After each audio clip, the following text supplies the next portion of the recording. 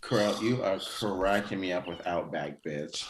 A fucking hamburger patty. That's what that shit. That Girl, shit costs way too it much. literally was. And then not you clowning the Caesar salad too, I'm bitch. like, Two croutons. Two I was like, what the croutons. fuck is this? Because that steak, that little bitty old steak, was like $26. No, the hell it wasn't. 26.30 or something like that.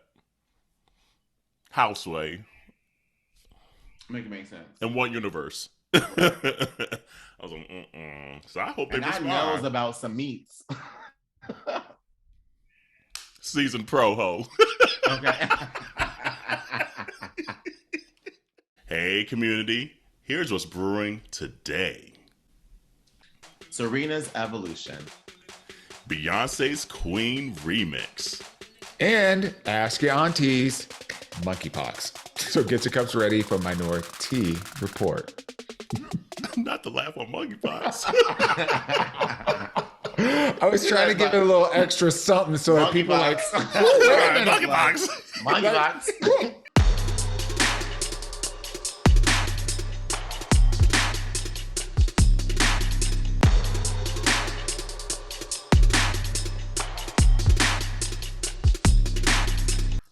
Hey, welcome to Minoritea Report. It's Auntie Jerrell.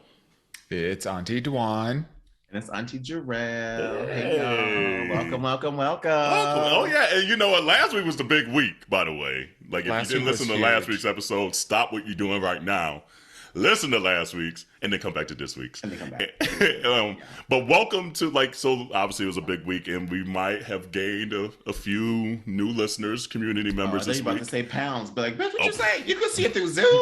Right. It's like, I've been eating this I was week. like, you can tell. I tried to wear vertical stripes, not horizontal. I thought she was about to Looking like throw a my business referee. out there for a second. We done gained a few pounds. Right. I was like, but I did. Well, we done gained a few pounds and potentially a few community members. So if this is your first new week with us, welcome to the community. We love that you found us. Subscribe, tell your friends, share. Don't leave us a secret. Don't leave us a secret. Tell your family, your friends, your aunties, your cousins, everybody. Subscribe and all that good stuff. So, but welcome. Now, how are you ladies doing this week? I'm doing good. Yeah. I'm doing all right. I am just life is just so good right now.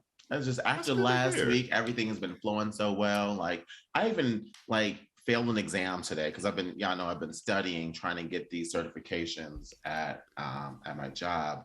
And I missed about one question. Ooh. One question.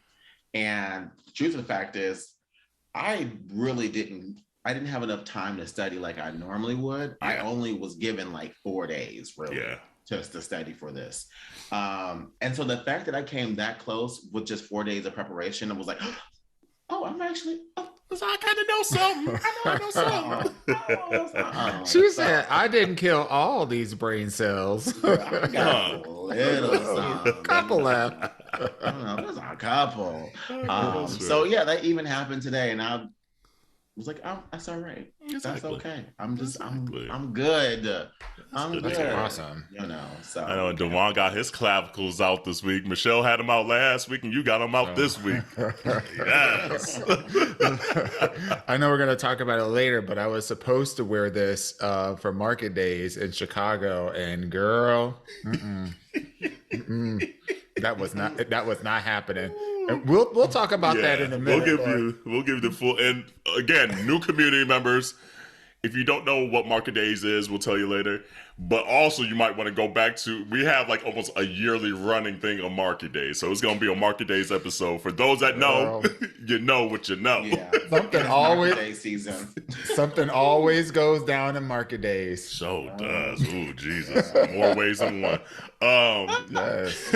But before that, last week we were going to try to squeeze this in because it was kind of hot off the presses. Serena's retiring on us, y'all. Yeah. That in that article choked me up. It choked me up hard. Yeah. Even though I know what's coming, but I was like, oh no, it's true. I literally woke up And it was like it was probably like maybe 7:15 in the morning when I saw the article. And I'm just like laying in bed and I'm reading, I'm like, oh no. And I'm reading the article and I come out of the bedroom and I'm in tears. And it's like, oh my God, what happened? Like, did something happen to someone? And I was like, Serena is retired. And he called me like, bitch, like, you really crying because Serena Williams is yes. I get it. About the other Black girls in the world. And like, it was just this whole thing. And now that I had a couple of days or like a week or so to process it, I'm coming to terms. But I just gotta say one thing real quick. To all the bitches out there talking about her losing to Emma, you know, and straight sets, let me remind you that Emma won the US Open. That part. Okay, and bitch. She just beat Azarika today, like 6-love, 6-2. Okay, bitch. Like, what I don't want to hear is this whole like, oh my God, Serena Williams losing to a 19-year-old. You mean a 19-year-old with fresh legs, fresh joints, and a Grand Slam winner? Bitch, have a fucking. I know that's right. Them ligaments. Girl. Acting like she just some regular old child off the street stepping onto a title. She lost to a Grand Slam winner. Girl, okay. That.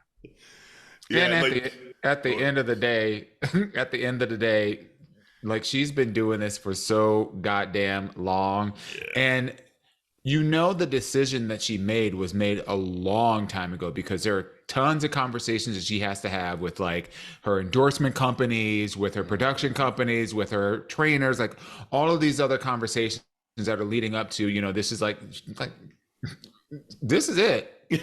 Like I'm done. Yeah. Like, and she did it on her own terms too. Like Vogue. Well, I was just gonna say, look, at the end of the day, we'll see how much work you get done on your last day at your job. I mean, that's a word. You right. Already out the door. Right. Like, come on now. Right. Like she didn't done hers. Like, come on. You right. That's a great point. Out of here. That's a good perspective. Right. It is. Right. And she even mentioned, like you said, like in the article, she said she was having conversations about this last year. How she went to Tiger Woods, and he was like, "Give it 2 weeks," and she's like, "I can give it 2 weeks." She said, "I came back a couple months later and thought about it." I said that was a real ass part. Right. So she was like, It's like, I guess I'll give it 2 weeks. But I mean, like everything makes sense. Like the Wimbledon results, you know, Cincy results, the Toronto results. What we're seeing from her, like, it makes sense. Like she is playing as herself. She's not playing as she's like, you're lucky I said I'm going to play a couple more tournaments because if I really wanted to, I could have said bye, and y'all would have been like, I get to see Serena before she left. Yeah, this is just her, I think, just playing out of pure love for the sport. Yeah, and trying to go out enjoying it and not have that pressure of everything else. Because 22 years is a long time to have that amount of weight on your shoulders. Yeah, you know.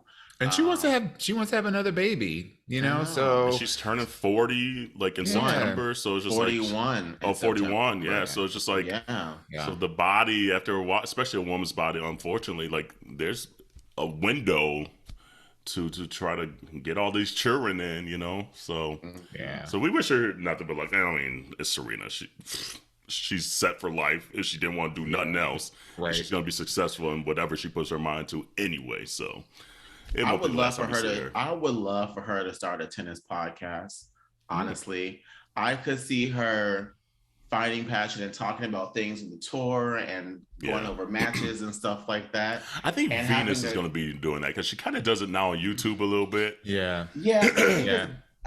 I love Venus. And by the way, she is looking good. She looked good against Carolina Pliskova. Please. Yeah. I mean, although that second set, but that first set, she was hitting the mess out the ball. Yeah, I was like, okay, bitch. But I don't know, like, I don't see her as playful as Serena. You know, like I think she enjoys it, but I feel like Serena has a little bit more of a playfulness to her. Okay. As you can see how she does like her Instagram and stuff like that. I can see her doing it a little better. If that makes sense. Damn, Venus like, I can't win or nothing. Serena doing a little better every time. Shit. I mean, the truth is, Venus didn't say she was retiring. Venus like, I'm still gonna be on these courts. I hope so. Yeah. We'll see. But yeah, thank you, Serena. It was Serena that got me into tennis. Like, how old was I? Shit, like 14 or something like that. So to like grow up almost with her always being there, and now to know, okay, she only has one more tournament, really, the U.S. Open. Yeah. It's going to be odd. But then again, she hasn't played that much in the last 2 years, so I guess it's kind of prepped me a little bit of her not being on the tour. And we'll just never see a generation like this on the men's and the women's side. Like, we're never going to see this good of a generation again. So that kind of sucks. But it's what it is. You got to move on. You can't play forever. I wonder, like, how would you feel if you were the opponent for Serena, knowing that this is like her last hurrah? I'm gonna whoop that ass. Sorry, that's competitive of me. But like, yeah, really. I want to be that earmark at the end of the career, but like Kerel Brothers was the last person that beat Serena. Yeah, honestly, like that is because all of this is gonna go in the history books. She will forever be in the history books, and so you will by default forever be a part of history as known as people who beat her at the end. Facts. Forever. Because what you won't hear about are the people who already beat her. We ain't gonna hear about them as much as you hear about the end of her career. You thinking otherwise? I think if I personally was that person, knowing how I look up to her, I'd probably throw the match. I don't care that much. Like, I get it. Like, maybe you know, you're playing for your career or whatever, but I would probably throw it. I would if it was close, like say it was like the final and I'm 19 and I'm good. Like I know I can bet on myself the rest of my career. Maybe just so I'll be like, okay, she tied Margaret. But if it's the first round, I'm coming to play to get that check because that first round check ain't nothing. So I need at least that second, third round check. I don't know. I don't know. I'm conflicted. I'm conflicted by it. I wouldn't throw it, and I just simply say this because Serena don't want no hand me. Yeah.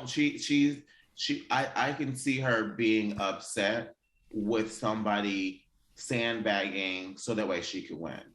Because she's a competitor. She's always been a competitor. And you in her documentaries of who she is, like following after Venus, she's like, no, I don't want that. I want more. So I could not disrespect her legacy at the end of her career like that. I couldn't. See, I get that. And that's not even where I'm coming from. I'm just coming from a perspective. I don't want to wear that. I don't want to wear that badge for the rest of my career. Let me tell you, I would happily take that legendary badge, okay? That legendary legend star badge. That legendary legend star, okay? And then not make it to the final because it didn't fucking matter to begin with. So that's true. And this is where we agree to disagree. Next topic, Dom. Yes, Shoulder. Come on, little Shoulder. Get the community members a little Shoulder. Yes, darling. Yes. Oh man, but here's the thing: it's just like, again, when we get to like a market days or a U.S. Open, in my mind, I'm like, oh god, the summer's like done. Girl, it's over. It's a wrap. It's a wrap. It is a wrap. At this point, you ain't telling Mother Earth in this heat. Well, it's the final lap. Literally, it's the last. lap. Because like I don't know what it's like over there in Philly. I know y'all like sandwiched in between the Appalachian Mountains, so you can get a little different experience, but. Here in New York, it feels like fall. At night, it's starting to. Like, it does have like crispness about it. Yep. Yeah. Yep. But today, it was warm again. I think even tomorrow's supposed to be like 90 again. My really? girl was like, shit, I thought I left this shit in Atlanta. Yeah, it's still been in the 80s over here in Seattle. So it's been quite nice. Did Fizz bust out the air? Oh wait, no, you said you got rid of the air conditioning unit. Oh no, we got two. What do you mean? Oh, you got two now. We got out of this. Moving on up. Girl, let me tell you. I'll come home and sometimes that boy be in sweatpants and a hoodie sitting on the couch. I know that's right. That's right. With a blanket on. He's got a crisp. Fizz said, I was American now. Right. Oh, yeah. We never congratulated him publicly. Yeah. Congrats, Fizz. Like I sent him a note, but we got to say it on the podcast. Congratulations to Jerrell Boo. Yes. He's a citizen of the U.S. now. I don't know if that's a good thing or a bad thing, but his U.S. passport came in today. So y'all about to be traveling. Mr. Worldwide, okay? He can now go anywhere he wants to. How does he feel about paying them U.S. taxes now? I know that. He's been paying them taxes. He has? Oh, because he was a green card. He's a green card holder, so he was a resident. So he's been paying taxes. Oh, that's horrible. So. Because I bet he would have been loving paying them Kosovo taxes. No, he sure haven't been. They're like, green card or 90% of my paycheck. Honey, period. I know that's right. He's already been going through. He's just excited to be able to say fuck Donald Trump without being in fear of his presidency. Being deported. That was the first thing he said. Once I picked him up, he said, I can say this out loud now. Fuck Donald Trump. I know that's right, I've been holding on to that. Like that's been building up inside me for a decade. Oh man, but Dawon, you have some last summer plans though. You about to travel too. You looking forward to it? I am very much looking forward to it, and it's why I'm stressed right now. I'm going to Italy for about 3 weeks. Ooh. And so it'll be my first time in Italy. I've never been, and I'm super, super excited about that. We're going to go and spend a little bit of time in Florence, Tuscany area. Yeah. And then we'll do a little gallivanting around. And a little gallivanting. I can't even say the word gallivanting. What's the word? Gallivanting around. Yeah, we'll do a little gallivanting around. And then we'll come down to Rome and then spend about 4 or 5 days in Rome. And then we're going to go to Sardinia. My best friend Milos has turned 50 this year. And so his birthday was right before my birthday. Well, we all do, we travel. We travel in packs. Because everybody I know is around my age, so we all crack cricket and bones and dry sockets. It's y'all and Serena out there. Exactly. Don't let me say it's my last day on the podcast. Honey, I'll be on edible. And just sit there. Already know. She said, what was the question?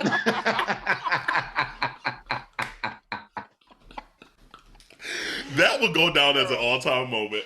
Girl, if y'all only had an inkling of what was going on in my head, that because literally I could time my thoughts trying to get down to my words, and then my brain wait a minute, did they really ask me about that, or did I imagine that? That was a mess. Oh, but no, so I say all that to say that for his birthday, he wanted to meet up with a bunch of friends in Sardinia, which is off the west coast of Italy. So the latter part of our trip, we're going to spend on that island, and it should be fun. You're going to get a little boat, a little yacht, a little fantasy moment. Yes, absolutely. Yes, I know that's yes, right. all. Yes, all. It'll be a very champagne-filled extravaganza. I bet hear about you on somebody's tables dancing again. I bet with them Italian menses. A summer renaissance. She gonna have a summer renaissance, honey, in Italy. That's the theme of the trip. 1,000%. I can't wait till them stories. Because Dawon's Dawon's IG and story is very curated, and it's never in the moment. It's very intentional. So I can't wait like 3 days after the event happened to finally see something. What had happened? What had happened 3 years ago? Look, she said HR clicked in and was like, very curated, if you will. But I read an article today that the Italian men were ranked the most attractive in the world. So, just. Well, I don't agree with that, but that's a cute little article. That's cute or whatever. You ain't been yet. Just wait till you go there. Do your homework there first. Yes. Do your homework there first. It may be like if you go to the country. She gonna come back and be like, you know what? I would like not her being. I would like to retract my statement in episode 185. Now, what she give me is lemon pepper season right now, so I know some things. That's what she giving me. She's like truffle oil. Look, don't. Not that. No. But if you come in my ear with some bellissimo bella da da da da da, the shoulder will get out again. That's right. It's like, I don't even know what you said. Say it again. Okay.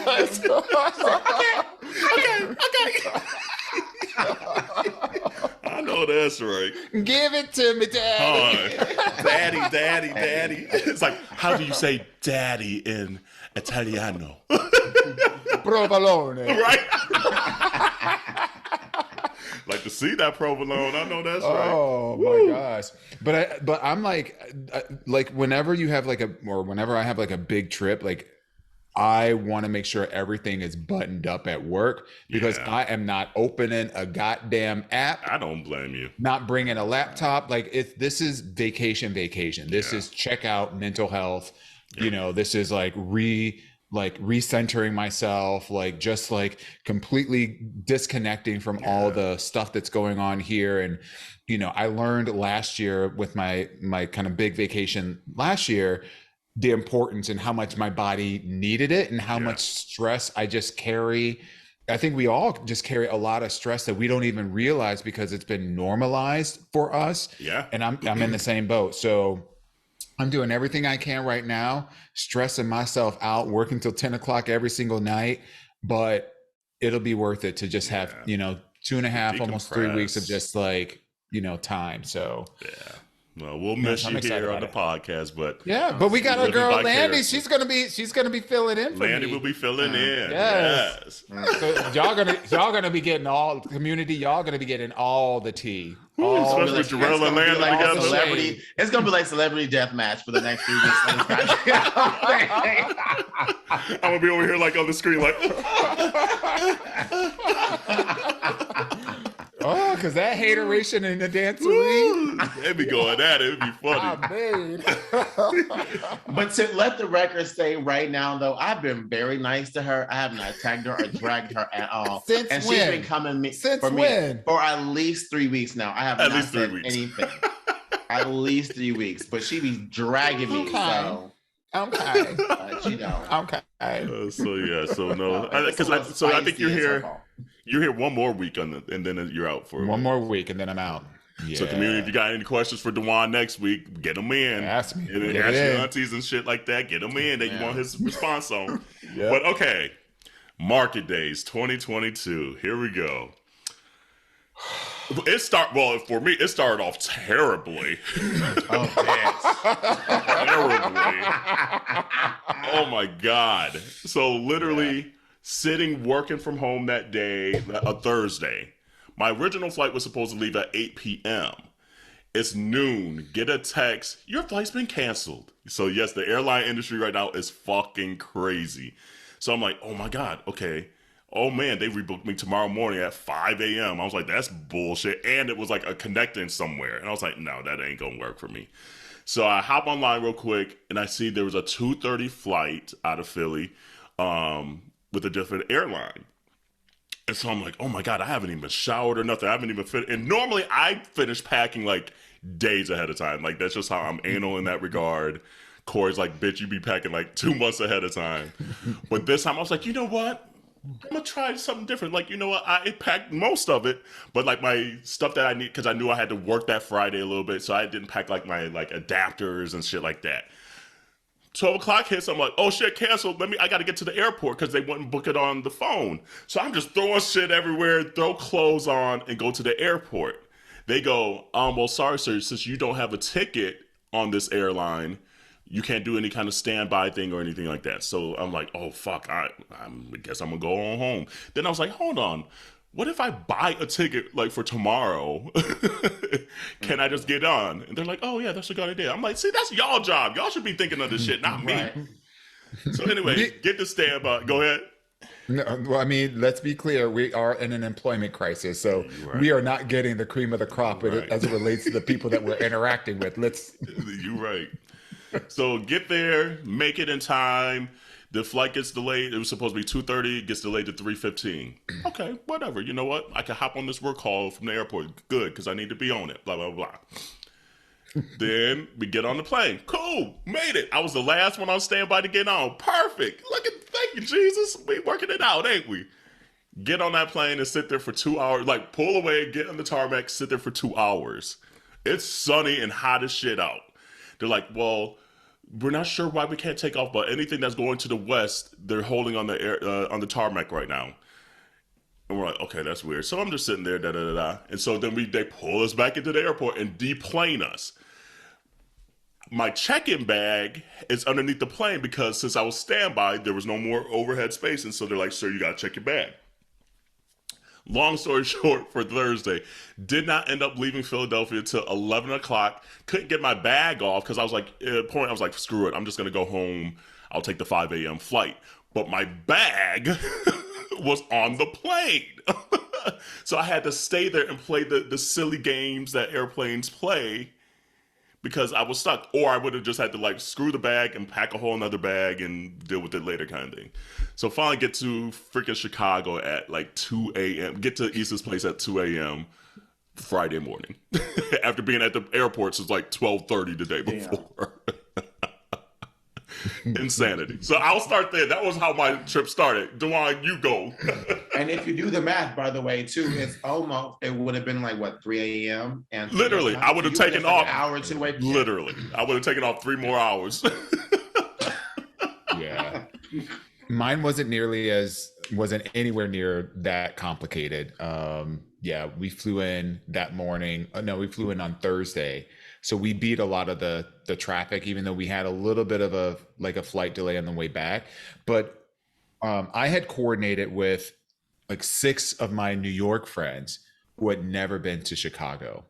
And these are like true New Yorkers that have traveled the world. So they're like, they've been to a lot of other cities and but they have never been to Chicago. And I'm just like, how do you explain the magic of Chicago to somebody who thinks because they've been all around, they've been globetrotting and blah, blah, blah, blah, blah, that they know that they know cities. So they've seen it all. You can't show them anything. Yeah.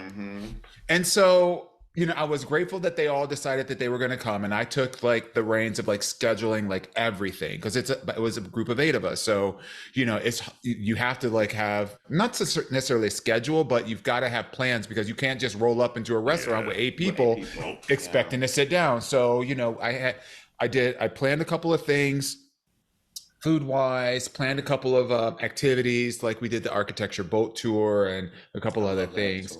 That is a good tour. It is. Yeah. That tour, if for anybody that's listening who's either lived in Chicago and hasn't done it or has never been to Chicago, I highly recommend you do 1,000%. This tour because it sounds, if you're not even into architecture, it's so fascinating because a lot of the buildings that were built along the Chicago River, and even when they talk about I don't want to give a lot away, but when they talk about the buildings that have been built along there, a lot of times, because there was when at the turn of the century, there was so much excess of finances available that they were able to, Chicago as a main port for getting, supplies into the balance of the United States, because, you would hit New York and then you would also hit Chicago, and then you can travel from Chicago all the way down, connect to the Mississippi River, and get all of your supplies out to the west. Yep. So it was a major port. So there was a lot of money that was flowing in there. And at that time, because there was so much money, there was the opportunity, and there was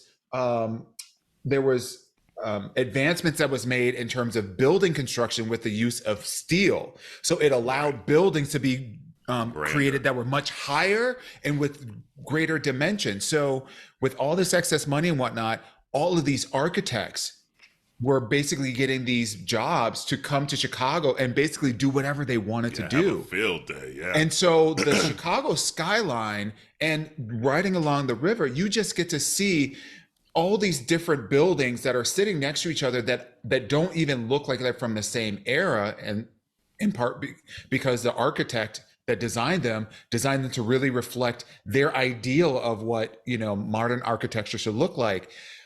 And it was that. This is supposed to be a market day. This is supposed to be a market day. I'm sorry. She didn't take us to the History Channel. I'm sorry. Okay. Go to the boat tour right. is what she's saying. Yes. Yeah.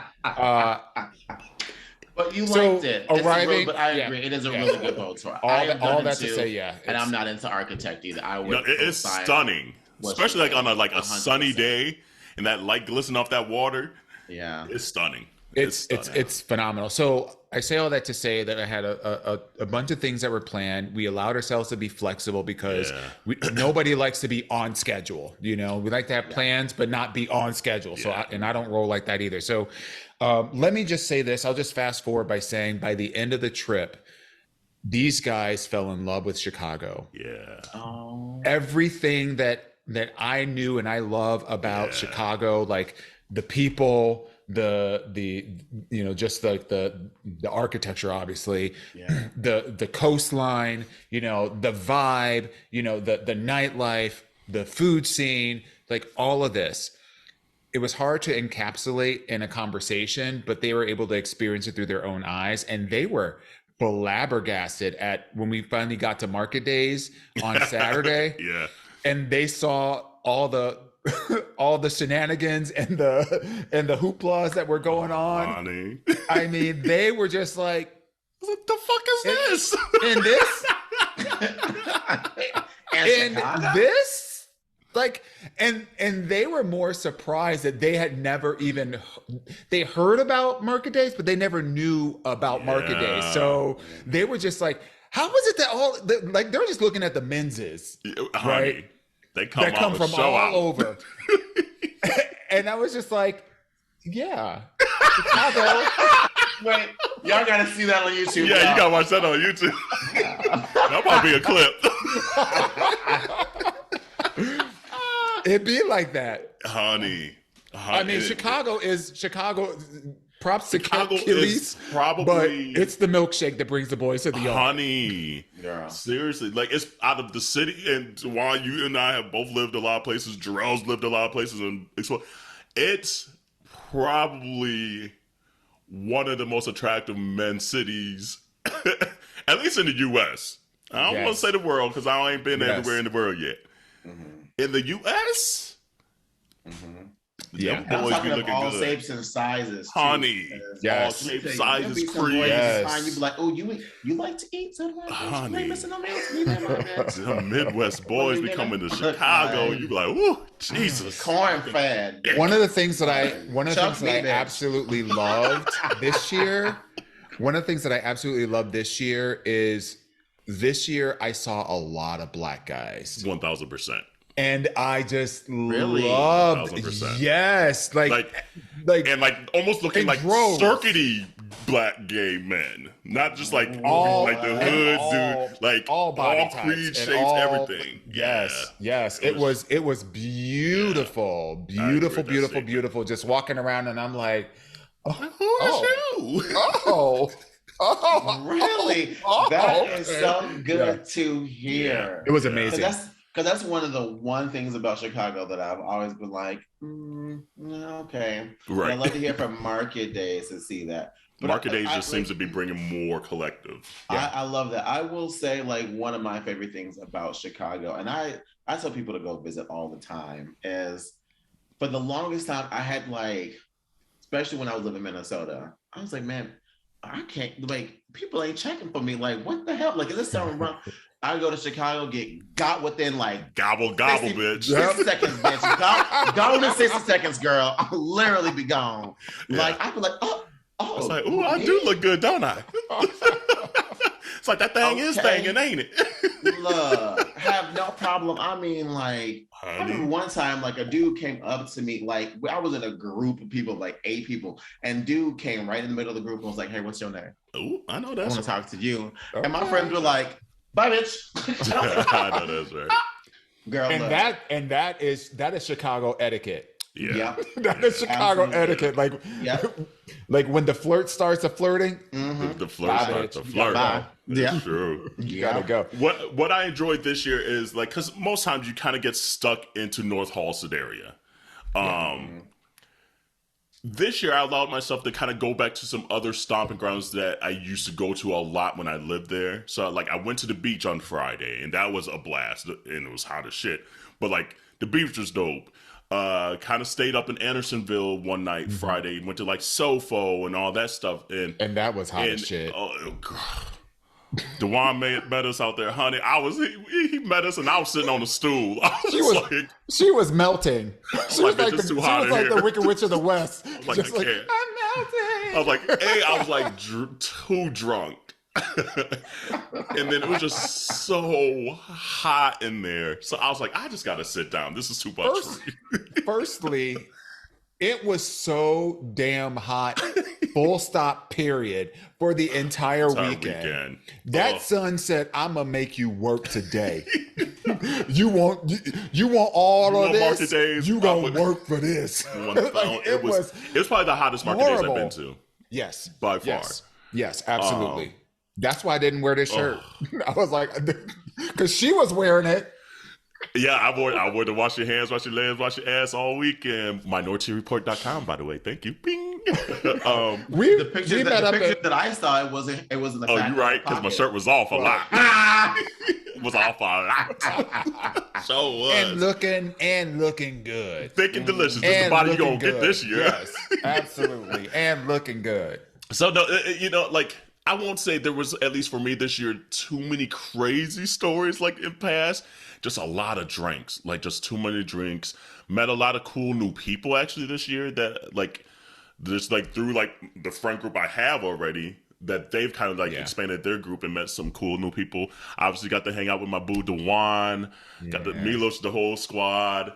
Like it was just it was a necessary weekend. It was a necessary weekend, but it knocked us out. Dawon and I were trading notes like that when we got back. It knocked us out. Girl.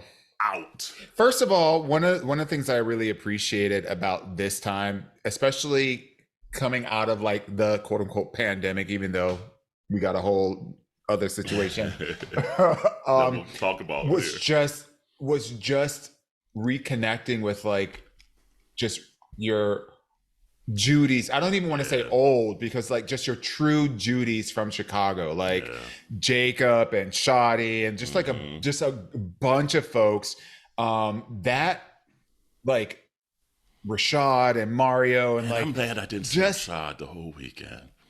Oh, damn. We got to shake our tits together on Saturday night. I'm jealous. We got to shake our tits together on Saturday night, so that was kind of fun. But that was just absolutely delightful, because it just, when you are able to reconnect with like your friends from Chicago that are still living in Chicago and you don't even miss a beat, it just warms the heart. And met a couple community members too, like people that noticed the shirt. They're like, "Oh, Kerel," and I'm like, "Do I know you? Do a houseway?" But I'm like, "Oh, hey, nice to meet you." And then like even like your friend Garris, hey Garris. Ran into him a lot. I didn't get to see Garris when I was in town. And what did you say right before we hopped on to Jerrell? You said you was like some story.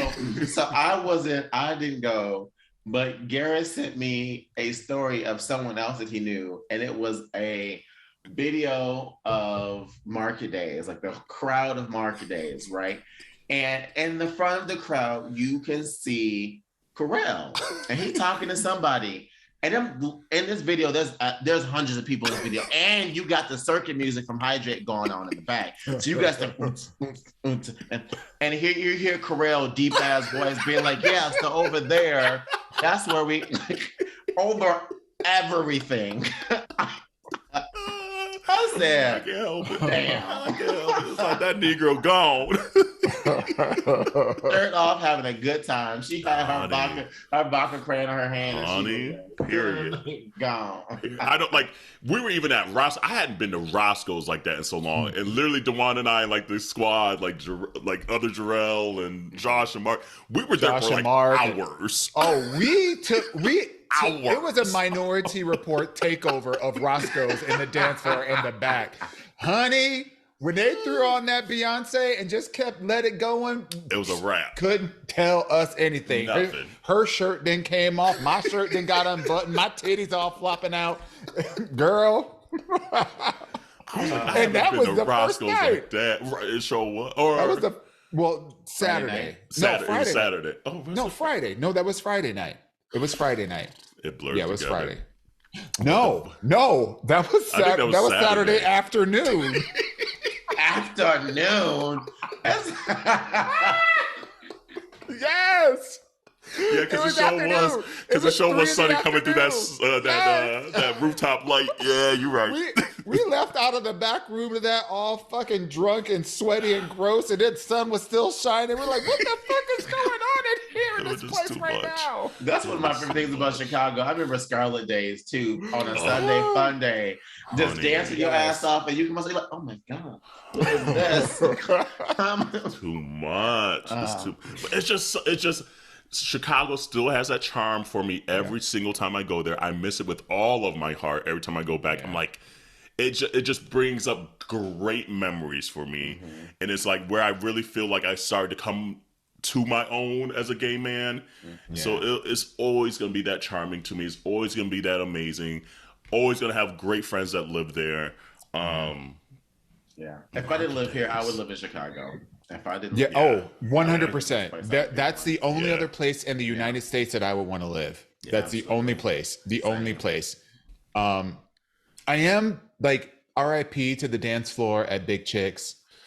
I know. That was just like I was so looking forward to bringing my friends there. Hot, girl, if you thought them other bars were hot, could you imagine what Big Chicks would have been? But at least you know what you're getting into. Yeah. At least you know what you're getting into. Right. You know, but that one sucks. I'm like, that was a loss. That was a loss because I was really looking forward to like showing them just the tiny ass little bar that plays these 80 music and just like going ham, and it's so much fun. That's where I met my husband. Good old Big Chicks. But we love y'all, Chicago. We love y'all so much. We really do. And no matter where we go, we will always come back to Chicago. Another Market Days in the books. Yeah. But we'll take a quick little tea break because the Ask Yo Aunteas is actually going to stem from this. So we'll be right back. We interrupt this episode for very important information. That's right. You've been asking for it for a long time, and we have heard you. Yep, it's been a long time coming, but it's finally here. Yo Aunteas got merch! Hey! That's right. You know what? We got tees, we got long tees, we got sweatshirts, we got fanny packs, there's just a whole gamut of stuff out there, so go and check that out. We are so appreciative of your love and support, and we are so excited to launch it. Girl, where can we find it at? Ma'am, they can head right over to minorityReport.com to check out the selection. That's right. That's MINORITEA report.com. Woo! I'm about to go get me some myself. Alrighty, ladies. What time is it? Ask your auntie. My little nugget to say, dude. You got it, Jerrell? Now my computer being like playing music. Alexa, please play Megan Thee Stallion. So I don't know how to necessarily form the question, but I will tell you where it stems from. So I missed out on Market Days, and the truth of the fact is, Had I been able to find an affordable ticket, my black ass would have been there too. Period. Let me just start by saying that. Yeah. But also leading up to market days, we also know how monkeypox has started to spread and grow and become a lot larger than what it started off initially, especially around the time we were all buying tickets and planning on going to market days too. So you really couldn't have prepared for it to be where it is now. But I was noticing on Instagram and seeing a couple people kind of like bash people that were at market days, just like people did when COVID and those gays that went to PV and when that boat sank. And being like, as it should have, right?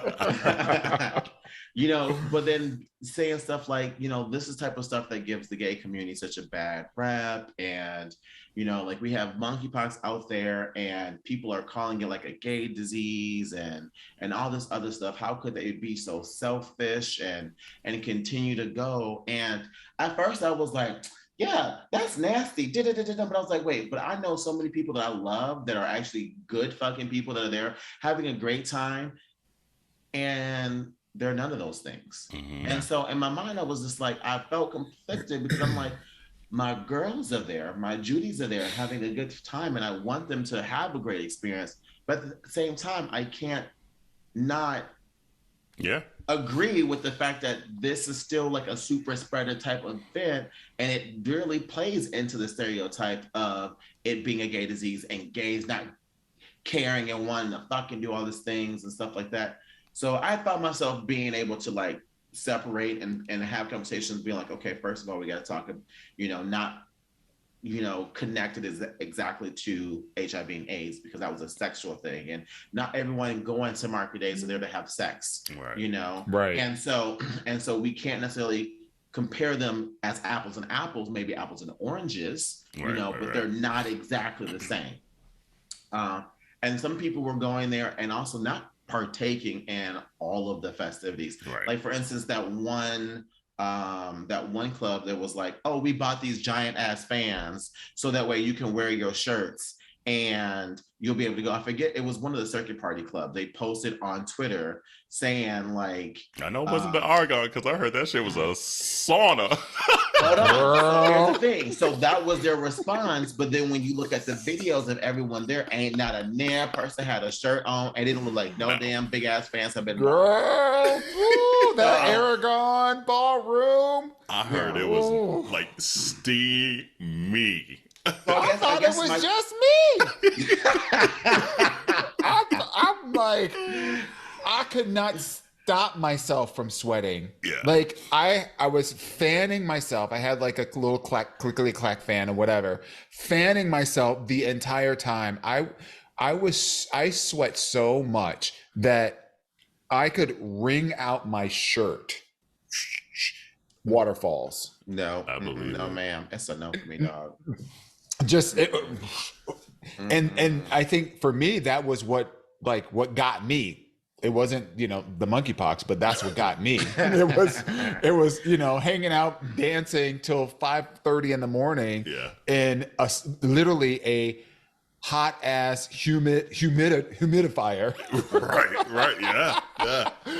And then trying to find some normalcy after that. Yeah. So I guess my question to you all is, how did you find peace in being part of something that so many people considered like a potential spreader? Yeah.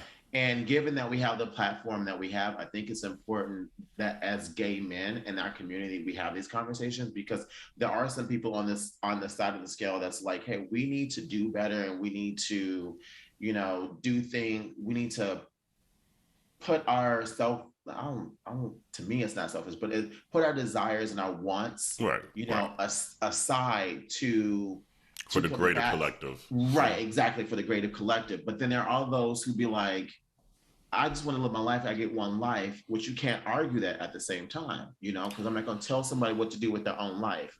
So I'm just curious to you all, to the two of you, because you both went, and I'm sure those things crossed your mind as well. If y'all would feel feel cool sharing with the community, like the thoughts that crossed your mind? Yeah, like it came up. Like I think I even told the one, I was like, oh, I don't know if I like, because he was trying to convince me to go to that joystick party. It's like, I don't know if I feel like being around that many, even though I like being around that many men's. I was like, I don't know, because even though I know I'm not gonna be doing much, it's just gonna be so close, and then you get in there and you're just dancing and rubbing on people, blah blah blah.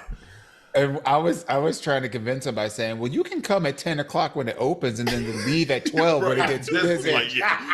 It's like, that shit ain't gonna work. She says, I'm just gonna get her in the dough. And she's gonna be just let me put the tip in. Right. Literally though. And then next thing you know, I'm in that bitch at 5 a.m. Right. But no, it's a valid concern, and I struggled with it a little bit. But then I was like, I'm going to go see my friends. Like I was like, I go to this event every year, and I knew, well, even though the vaccine takes forever to ramp up, and you need the second one. I knew, I was like, okay, I had already gotten my vaccine that week before. And I will say this about market days. They were very diligent about making sure they had the vaccine very visible there. Yes. There were lines going into like, what's Howard Brown men's room or cell block. Yeah. And Howard Brown, giving out vaccines all weekend between certain times. And those lines were fucking long. So I would hope, as much as we'd like to bash maybe bad decisions, whatever decision you make, it is what it is. But also show the other side that there are places and folks in our gay community that are at least trying to, okay, if you're going to be out here getting the vaccine for our community and making sure they had enough for that many people coming through market days to not run out and things like that. So there are some positives that do kind of come out of these events. But at the end of the day, you make a decision that you have to make. And I knew, at least for monkeypox, I was going to be putting myself in at least too many positions that I was going to be able to catch it, if that makes sense. Because like, you got to be like up on people. And yes, you could get it potentially by like respiratory and like sharing drinks and things like that. And sometimes when you're drunk, you're like, ooh, let me take a sip of your drink. So you're not really thinking all the way clearly sometimes. But I just knew for myself, for me, I wasn't gonna put myself into like positions where it was going to be too high risk. Doesn't mean there was going to be some kind of risk, and you kind of weigh that for yourself, and it is what it is. And if you want to bash the decision, cool, that works for you. Like, but at the end of the day, I know who I am and the decisions that I kind of weighed in my mind, plus already taking the steps to try to protect myself as best as I could. Yeah. I have to agree. I was really diligent about, and to this day still pretty diligent about, like the COVID issues, and I still wear masks and all that kind of stuff. And I contemplated like, well, I know for a fact that I'm bringing like a gang of people out there, and how horrible would I feel if any one of us, ended up contracting it because, we went to this thing. But I also just had to kind of reconcile the fact that, there are certain kinds of, behaviors and actions that we perhaps wouldn't be, engaging in, specifically sexually, that that weekend, that would diminish the risk for us. I also think that, like the risk for you spreading it to other people, like as opposed to like COVID, where, you get it and you spread damn near everybody, you walking around, you blinking and blowing out virus, like it's like, it's a little self-contained. So if like, damn, if I get it, it's on me. Yeah. I'm not saying that absolutely, because obviously there's the opportunity to spread it, whatever, but I'm just saying, like, if I get it, it's on me. And I'm not like, when you're putting like children and, and grandparents and other, people who have compromised immune systems at risk, I'm coming home to, I got one plant right here. one other, my impact is not going to be as great. So I was willing to take the calculated risk to just be out there. And, I ain't swapping spit with nobody. I'm just out there to shake my tits and have fun and, I hugged a lot of people. Right. And that's the other thing. It's like I hugged a lot of people. And I get that's a risk factor there too. Because it's not a sexual thing, a kissing thing. Right. Really touching someone can be that's it. And that's where some of the people were talking about, like, you know, like being in packed, confined spaces when you're literally squeezing and rubbing. Excuse me, I'm trying to get over here to get this drink. Excuse me. Yeah. All of that is exposure. All that is potential exposure. And so that's why I was curious, because a lot of people are saying, well, you know, where was this energy? You know, you had a different energy for COVID, but yet when it comes to monkeypox, this is the energy. We're not having that same energy, which I get COVID was airborne. But when you are in a slight differences, it's a slight difference. But when you are in a packed place and you are literally dancing shoulder to shoulder on people, the more people you touch, the more times you expose yourself. Period. Mm-hmm. It may not be airborne, but you are still exposing yourself. So it's one of those things where, like, it's, again, like I said, apples and oranges, but there's fruit. For me, the risk versus reward balanced out. Like 1000%. with COVID, there is this unknown factor. The unknown factor is you can get COVID and die for no damn reason. You can be 22, healthy as a horse, and die for no goddamn reason. Yeah. You know, so like, you know, or you can be 86 and die for, you know, for getting exposure. So like the risk with COVID, in my opinion, significantly outweighed the reward of, if this was a COVID situation, I would not have gone. And I did not go, and I did not participate in those things in a COVID situation. Now that, you know, I'm fully vaccinated for COVID, the risk of, you know, getting monkeypox was an individual risk for the most part, right?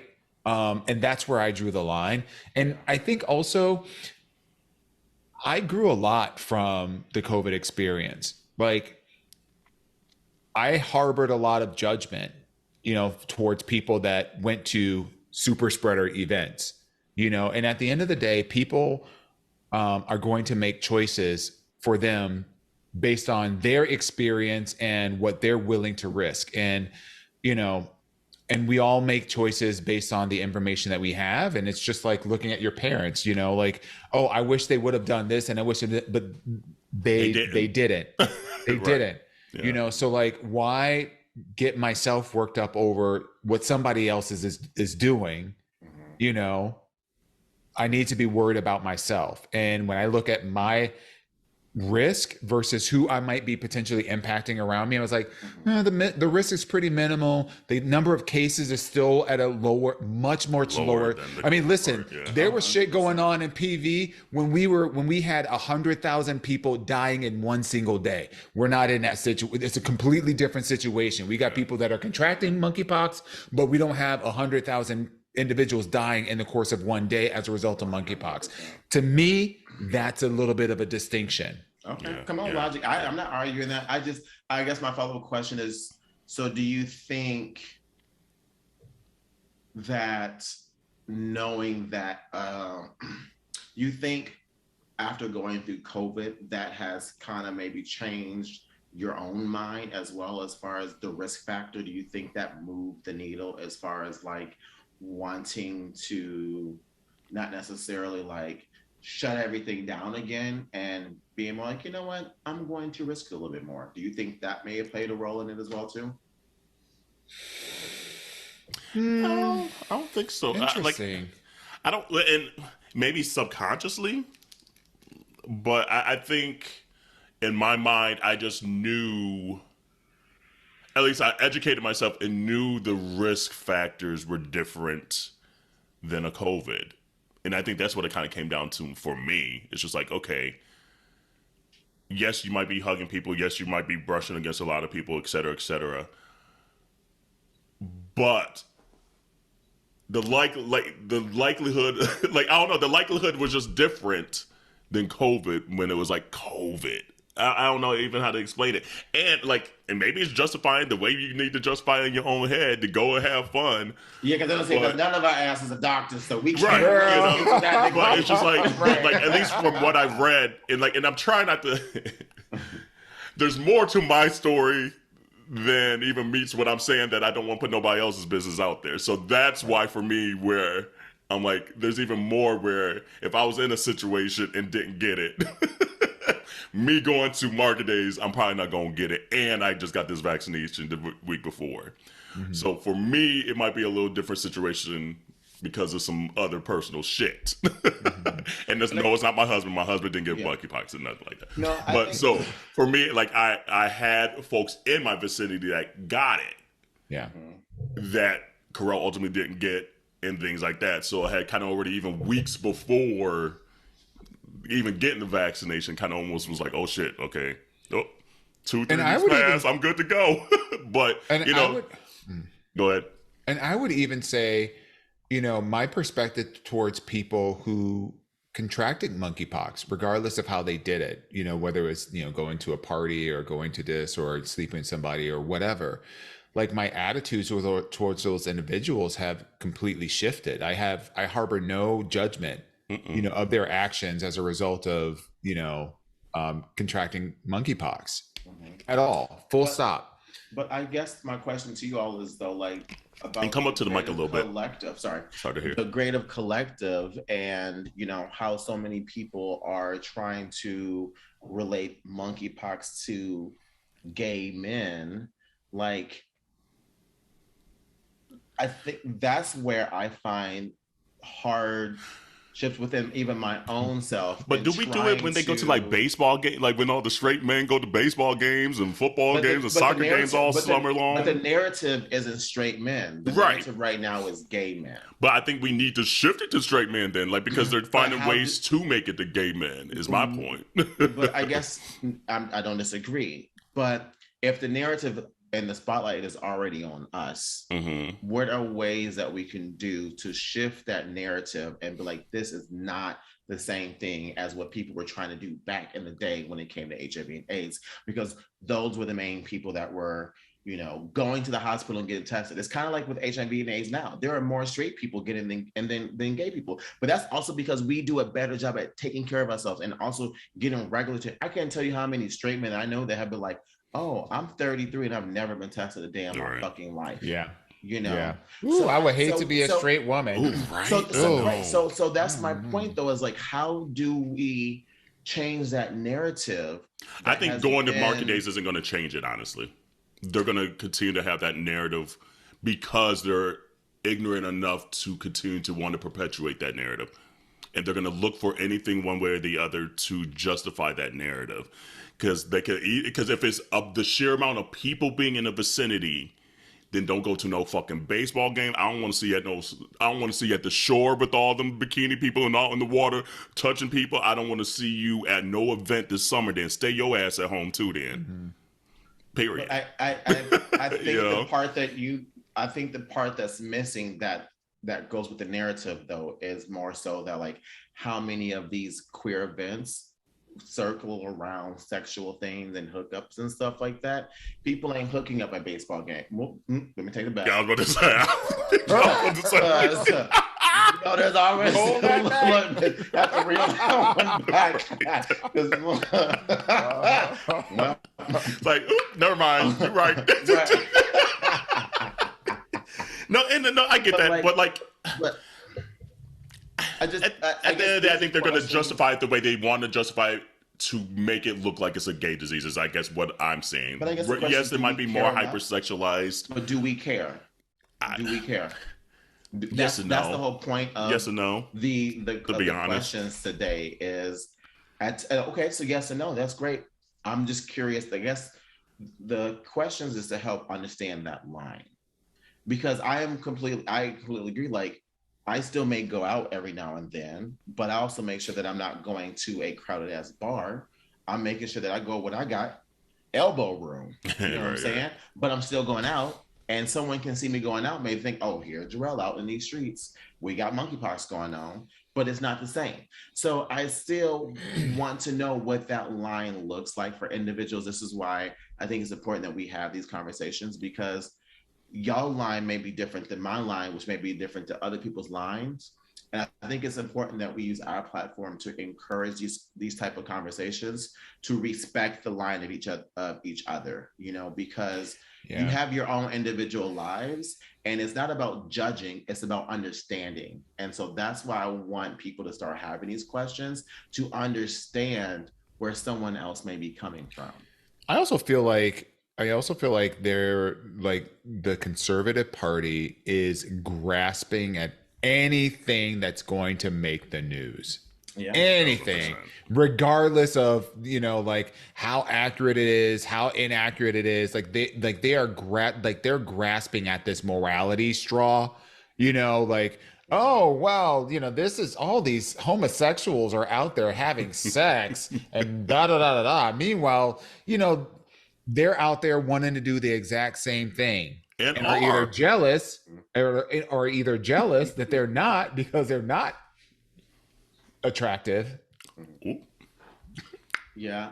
Or I think that's a government thing, to be honest. Even just how they rolled out the vaccine as a whole. Like, they had all these vaccines, but because the FDA didn't approve the location of where the vaccines were being made, they put that shit on hold.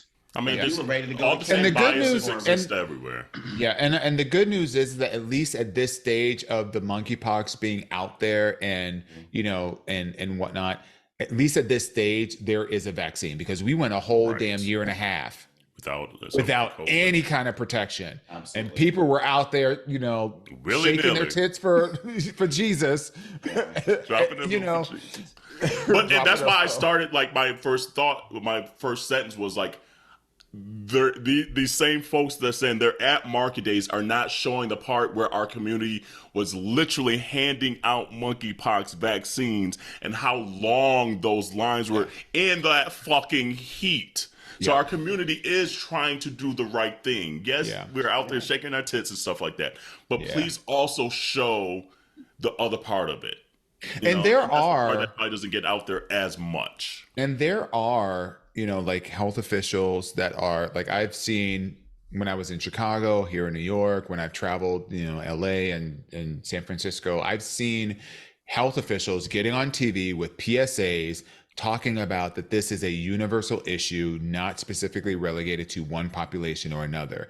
And, you know, so, like, there's information that's getting out there. Now, granted, you know, it's not to the degree that when you've got like a Sean Hannity or whomever, you know, out there banging on the desk, you know, it's not going to have that kind of reach. But at the end of the day, so damn what? Get a life. Shit. Right. There's a vaccine out there. People getting the vaccine and they're living their lives, and it ain't hurting anybody. And if you butt hurt as a result of it, well, then damn. Maybe good for you that you're feeling something down there. I was about to say, good for you for being butthurt, because that means the penis was a good size. Not always. But I think it's important that we don't. But I think it's a two-way street. Like, don't shade those who are upset about it, and don't shade those who are living their life. Yeah. Like that. At the end of the day, that should not be something that goes either way. You know. I also feel like we don't want to judge, because we don't want to judge people for choosing. Hey, this is where my line is, and so this is what I want to do. Like, if we're going to ask for respect on that being someone else's line, we also have to give respect for someone else's line who may be like, okay, actually, I'm not willing to risk that, because there are people out there who by default have underlying conditions, and their 100%. Life revolves around having to be cautious, you know, and so their mindset may be coming from a whole other place that we can't even begin to actually be thinking about. And again, but if their mindset is coming from a different place, they need to also realize other mindsets might be coming from another place as well. Well, and I don't. But that's the point. Although I said we need to have those conversations, because I don't disagree with you on that. Can I just give kudos to our community, because one of the things that we have learned, not only through the pandemic but also more specifically through HIV and AIDS, is that when a vaccine is available, you get it. So just like what Kerel was saying, like, talk all the shit you want, but you know who was in those lines? It's us, not you. Exactly. So you want to be mad that we out here, like, you know, doing whatever it is we're doing, but we're also doing the responsible thing, which is making sure that we get the vaccine. Meanwhile, you over there with your anti-vaccine methodology or whatever, trying to, like, you know, pump gasoline and fucking horse tranquilizers in your blood system to do anything but take the actual vaccine that has been federally approved to support this thing. So because it's been more the gay community that I've seen post, hey, I got my vaccine. Here's where you could get your vaccine at. Bingo. I don't think I've seen a single straight person like Fred, and I got a shit ton of them that we know. Right. It's like y'all know who's friends with me on Facebook. They be coming for everybody. But I have yet to see a single straight friend post shit like that. Where can you get a vaccine? Oh, here we're in this community. So it's just like as much as within our community we bash each other about saying, oh, we going to market days, we're going to this club. It's still our community that's trying to do the responsible thing, and yes, it's not all. I get it. But it's just like I feel like we like to, like, what's the saying, cut our nose off to spite our face. Yeah, I feel that's what we do a lot in our communities. Like, I would never go to market days, but you probably do some other shit that I might deem as high risk. Yeah, and vice versa. You know, I just want to like shout out like organizations like Howard Brown, whose mission are to serve Black and brown communities, disenfranchised communities, under medically served communities, the LGBTQ plus community, senior citizens, those that don't have regular access or identity affirming access to healthcare. They are doing such an amazing job of providing what they can to our community, and our community is showing up. So you can say what you want, but we'll be the ones with a vaccine. And then, when you have your little like secret sex orgy a la Tom Cruise, a la Tom Cruise in that fucking terrible ass movie. Oh, Eyes Wide Shut or whatever. Right. When y'all out there doing that bullshit, we'll be shaking our tits for Jesus and having a good ass time because we're vaccinated and we're prepared. Period. Shout out Mazzoni Center here in Philly. They're similar, like a Howard Brown in Chicago. Same thing. That's where that whole network of hospitals and things like that here in Philly. That's where Corey and I got our shots and things like that. Yeah. And it was even though no, Rob, I'm gonna say that comment there, right? Did y'all get y'all second shot? They just canceled. It's got to be 28. Well, it's got to be 28 days. I forget what day we're on. We might be at like day Monday right now. This coming Monday, the day this episode comes out, is when I was supposed to get my second shot. And they canceled it. They canceled because they're saying that right now that they're giving priority to first doses. Only right now. I get that. Same at that point, I was like, well, you know what? If someone else who don't gotta need it, go ahead. 100%. And if memory serves me, and there's like a 14-day gestation period to get you, I think 60 to 70% efficacy of the first dose, anyways, or something. I think it's like 40%. It's like it's 40%. Is it 40? Okay. Yeah, the second shot is what gets you up there to like 80 something. And I think by 28 is like maybe like 68, 70% or something like that. But then you definitely need that second one. But I will take the 70%, the 68%, whatever, over nothing. Day 28 over nothing. Over nothing. That's the part that I again hope the gay community remembers. Like, it is us standing in that fucking Chicago heat. I can't underestimate that heat was crazy that weekend, and to see how long that line was to get a vaccination. Fuck everything else everyone else is saying. I mean, not everything, but it's just like, I get it, but also see the positive that our community is trying to do for ourselves and showing people. Literally, people are like putting on their stories saying, hey girl, you need a shot? DM me. Hey girl, this is where you could go that got shots today from this time to this time. I have not seen a single straight person do that. So it's like, it infuriates me a little bit because they always want to show that negative part of our community, quote unquote, what they deem as a negative part, by the way. Right. I mean, but and not show the other side. We did the same thing though for COVID though, like, and that's 1,000. That was my whole point of being like, damn, now I'm torn because I was that bitch during COVID on gay. But the circumstances were different. The circumstances are a little different for sure. Yes. For sure. Yes, but I also, one of the things that's different though too is the whole notion of it being a gay thing, and that just doesn't sit well with me. That spotlight is being placed on. So question maybe to that, and I know we've kind of been on this for a while here. So anytime they make it a notion that it's a gay problem, what is the correct response that we're supposed to do then? Well, that's what I was asking. That's what. But I mean, like, we kind of gave our response. I'm just asking you now back. Like, what is?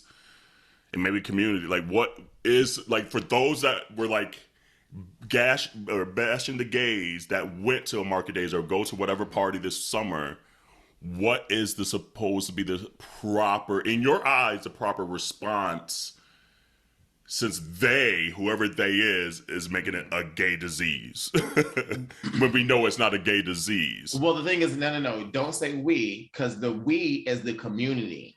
Okay? No, I said they. Well, but you said we know it's not a gay disease. Oh, right. Right. So the conversation I'm talking about is more so inside our community, those of us who are queer. Yeah, that's what I mean for that part too. Is like for those that are, because it's the gays within our community that are bashing other gays. What is the proper response that they're deeming then? Are we supposed to stay home?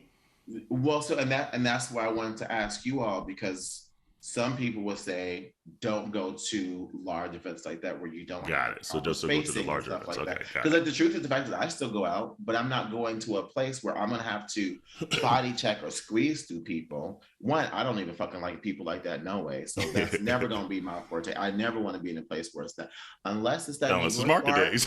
No, not even that. Because even at market days, I don't like going out to the clubs. But you be there. No, I'll be there at night only. I don't like going to the festival part. I do not like going to the festival part. I'm only there on Sunday because we go to Progress during the day. I'm not there Saturday. I take my ass to the beach on Saturday. No, this is what I do every single year. I take my ass to the beach on Saturday. I get so drunk and high that I take a fucking nap, and I don't make it out until like 10 p.m. and I will go to one bar and that sidetracks. And that's the one time I would do it. But let the record show that this queen did not step a foot into Progress. I kept that. Yeah, I know you did, bitch. Yeah. Yo, with your Chick-fil-A eating ass. I don't eat Chick-fil-A with your Wendy watching ass. Not anymore. Because she ain't got no show. Exactly. I can't. Exactly. But that's my line to your question, Kerel. That's my line. Like, I still go out, but I pay attention to the capacity and the size and how crowded it is. So for me, that's where I draw my line at. You know, I literally would say F everything else. Friends, family, be then. Yeah. I do not want to be into a place. Because let me tell you, some of them pictures that I've seen, Here's my thought. That shit scared me fucking, like they said, scared straight. That just scared my ass in the house. Here's my thought, and I mean, we could probably beat this one further. But they can say whatever the fuck they want, but it's the actions. It's the action. So who are the people that are getting the vaccines? Who are the people that are staying in the lines? Who are the people that are promoting, promoting prevention and promoting individual protection? So if we know intrinsically within our own community that we're doing all the right things and there's still a narrative that's out there, it's one of those things with who you're going to listen to. You're going to listen to the negative Nancy's out there, or are you going to listen to the actions that people are actively doing within our community? Ain't nobody that's saying that stuff, that's giving all that lip service, going to listen to the things that we're saying as a counterpoint, because they just want to argue, because they just want something to argue about. Yep. So bonk that. Let's just go out there. And guess what? I had hella fun too. How about that? Get the vaccine. and get the vaccine. And that was to my point where I started off, which when I was saying, like, at first I was like, yeah, I agree. But I was like, but no, I know some good people out there who got vaccines, who are taking care of their shit, and they're doing what they're supposed to do and just living. And don't got monkeypox. So we gonna talk about 30 minutes. And my ass don't got monkeypox. Right, I guess either, honey. And don't know no one that was there that got it. I might have tried, but I didn't. One of the takeaways I think that's good out of conversations like this, though, you're right, is to. Sorry, boo. Sorry. What are the one things that you were trying to take good? Yes. I would just say, I think one of the things to take away from this is not to put everyone in the same box when they're out there. Not to say that everyone going there is reckless and taking from that narrative that the people who are on the hater side are pushing.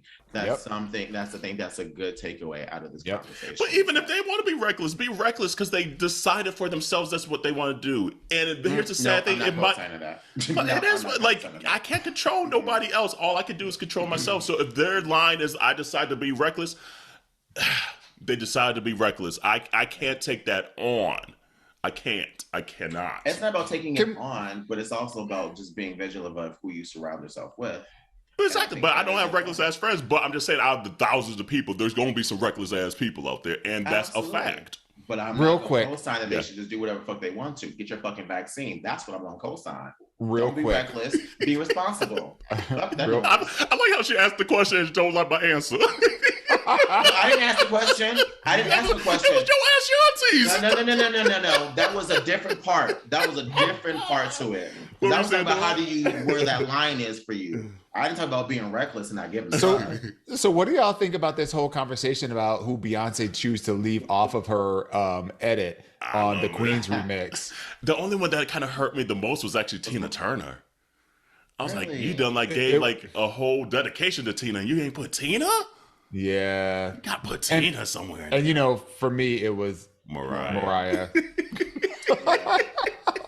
But see, this to me almost confirms, because there was a rumor that her and Jay had some beef, and they were both like, "Oh no, we ain't got no beef." Wait, that Mariah and Jay-Z now have beef or something over the years for something, because I think she was like signed to The Rock for a hot second, or a label he was on for a hot second, and then something, I don't know. It was like beef maybe 10 years ago. But over time, Mariah's been like, I don't got no beef or whatever. I don't know her. Yeah. But, Beyonce is very intentional of what she does. Mm-hmm. So Tina, I don't think she was intentional. Like, she probably just didn't have a word to rhyme with Tina. But I feel like Mariah might have been intentional. She's like, I'm sticking up for my husband. Yeah, I don't know. I mean, honestly, I thought it felt more of a rhyming thing to me, and she only added Chloe and Haley in there because those are her proteges, trying to get them to spotlight. Yeah. But honestly, other than that, it just felt like it was more of this is what I'm trying to make this remix feel like something, and so I'm going to add queens in there that can flow. I think. Did she say Aretha? Yeah, she said Aretha. Yeah, she said Aretha. Okay. Yeah, and she said Grace Jones. Yeah, twice. She's like Grace Jones. She said you gonna hear this name. Well, because there used to be some Grace Jones beef. Absolutely. She said Grace Jones. Grace Jones.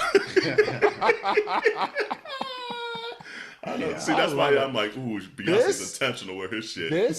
I don't know. Like, this is like, I feel like we're gonna look back on this year as a pinnacle in Beyonce's career. Like, although she's done so much prior to this, there have been so many people that were not Beyonce fans that became Beyonce fans with this album. Yeah. And the album has literally only just been released like a couple of weeks ago. And it is giving so much. Can you even imagine when the video cracking dropped? an egg on her boob? I'm like, I know that's right. That's funny and dope and fly all at the same damn time. Unique? It's like, I'm liking the intentional rollout of it too. Mm-hmm. Yeah. I honestly did not know that she hadn't had a number one since Single Ladies. Yeah. Like, that shook me. I was by herself, Yeah, I was like, the fuck? And wasn't she had that one with that Ed Sheeran, which I don't even like that song. No. And then it was announced off Beyonce topic, but it was announced that Drake has just surpassed as having the most number one, and correct me if I'm wrong, most number one singles of all artists of all time. Is it number one or is like most like charting in the top 100 or something? Because I feel like because Taylor Swift has the number one of all times. But I did see what you were talking about, but I forget. Yeah, I'm trying to remember exactly what it was. Drake Billboard record. There we go. Let's see here. What is it? It says Drake celebrates breaking the Beatles' 55-year-old Billboard Hot 100 record. Oh, that's last year. He says, let's see here. Thanks to the recent DJ Khaled collab, Staying Alive, which debuted at number 5 on this week's chart. Drizzy has had 30 top 5 singles on the chart to his name, surpassing the Beatles' long-held record of 29 that stood for 55 years. Number 5 debut with DJ Khaled, yeah. I know people are like, I know who posted it on their story too. Said, take that, you Beyonce fans. I was like, It ain't got nothing to do with her. You ain't got to throw her in there. Yeah, it says Staying Alive also furthers Drake records for the most top 10s, top 20s, top 40s, and overall top 100 entries since the chart's inception in 1958. Yep. Well, one thing that I love about Beyonce, this album, and I agree with you, Dawon, to your statement, is that it's a really black album, but the music vibe caters to so many white folks as well too, because a lot of white folks did not like Beyonce eliminating Beyonce. They were like, oh, that's too black for me. I can't relate to this. So they just said, you know. Yeah. But now this is something that, oh my God, I like this music. This is something that I can bop to. But not listening to the lyrics, but she's dragging y'all. Like she's dragging these Karens. These Karens are turning into Karens. I said, bitch, shut the fuck up. I'm here for it. You know. That's what I was saying. That track by track, I was like, she found a happy medium. She found it, and they don't even know. And this is only the first goddamn album. Yeah. And we still don't know what the Act 2 and 3 like, because people are saying, okay, maybe Act 2 is all the videos, Act 3 is the concert. I'm like, okay, it could be. But maybe I'm hoping it's 2 more albums. I'm hoping it's 2 more albums. I'm hoping it's 2 more. I'm hoping that the third one, like we talked about, is a Destiny Child. Yes. Bring it back. Michelle. Honey. Michelle, you want to drop us a little tea? Come on now. I can't do it. If it's 2 more albums, just throw the rest of the year away. How am I supposed? I'm already in the full Nelson. Throw everybody else's albums out the window too. Oh, facts. Because the rap for all these hoes. Nobody's talking about any other album but Beyonce. The only one, Megan, that snuck in there a little bit this week because the video fire. The video's fire. The video's fire. Sean Bankhead choreography. Yeah. I'm telling you, he's got a stranglehold on every damn music video. He has a way to make you feel like you can do all that choreography until you try and you don't look like them. And you out of breath. And then you got that sharp pain in your side that's right here. Because you're diaphragmed and all. Because I was sitting there like, I can do that duck walk. Right. I can and I was do like, that. bitch. I was like, my knees. I don't got the good knees. Not at all. Literally what I said, don't even go down there, Joe. Don't do it. Don't do it. And I just have a little bit of shade to throw at RuPaul because I started watching that secret celebrity drag race. Oh, I haven't. I forgot. It's Boo Boo. Oh, it is. No. I mean, it is. It's not good. No. It's giving chocolate bar energy. It's it is not it. Like I had it recording and I went into my menu and decided not to record the rest of it. I watched the very first episode. It's like, nope, I'll pass. And you know, Dawon be watching everything. I'll be watching it all, but not really do. Not this. No. Oh, damn, I ain't gonna try to catch up then. I'm good. No, it's not. I'm good. No. And for me, it's 2 things. One, I don't know if they got drag queens or just regular makeup artists that are doing the people's makeup, but it doesn't look draggy at all.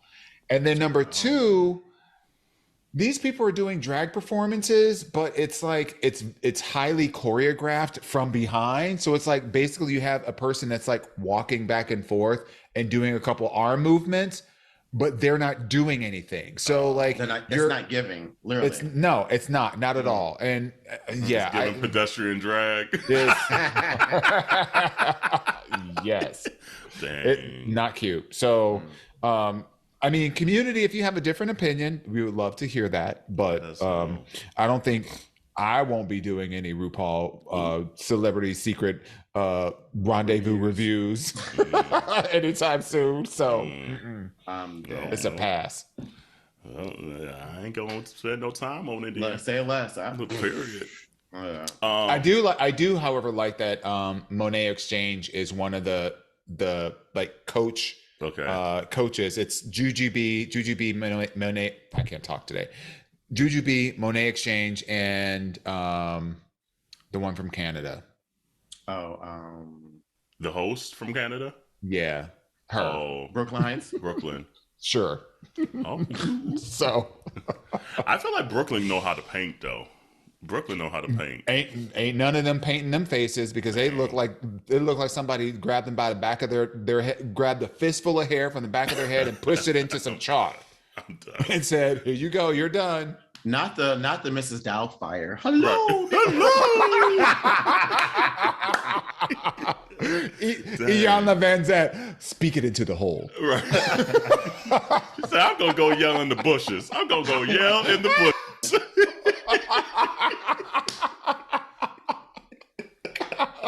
They need to bring her show back, girl. She has a podcast now. I know, but like, I want to see her because like the visuals. You're like, I need the visuals. I need the visuals, honey. Oh my God. That man that had 32 children, and she had all them little black baby dolls and had tried to have him carry him. I was like, oh God, she is the. It's good TV. You're a gutter snake. Oh God. Well, community. we spent a long time on Ask Yo Aunteas. By the way, send your Ask Yo Aunteas to aya@minoriteareport.com. But let us know your thoughts on the whole monkeypox shit too. Yeah. And then if you haven't Ask Yo Aunteas, we need some new ones here. We need to refresh the queue, if you will. Please send us some Ask Yo Aunteas. DM us if you want to. That's a lot easier probably than email. But and I would also say that your Ask Your Aunties don't have to be as salacious. I mean, we love them. Right. Don't get me wrong. We love the ones that are a little juicy.